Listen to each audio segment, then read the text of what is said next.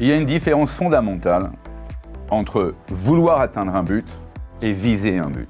Imaginez que nous soyons sur un bateau et qu'on se dise on va à New York. On vise d'aller à New York. Sauf que l'une ou l'un d'entre vous va me dire oui, mais il faut absolument qu'on arrive à New York avant telle date. Alors là, on se met un stress, on se met un objectif qu'on veut atteindre. Je dois arriver avant telle date.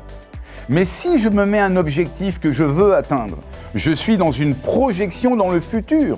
Je ne suis plus dans le présent. Mais cette projection dans le futur, je n'ai pas le contrôle. On peut avoir un vent contraire, on peut avoir une avarie, on peut avoir à détourner pour éviter un bateau de guerre notre destination de New York.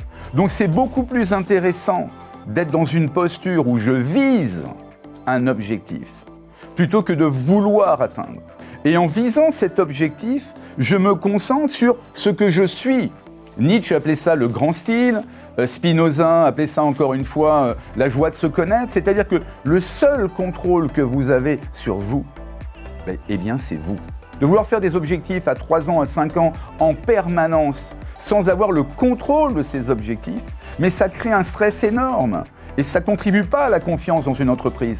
Qui aurait pu prévoir la Covid et la chute du chiffre d'affaires ou de la rentabilité? C'est beaucoup plus essentiel de vivre le moment présent que de vouloir absolument atteindre un objectif.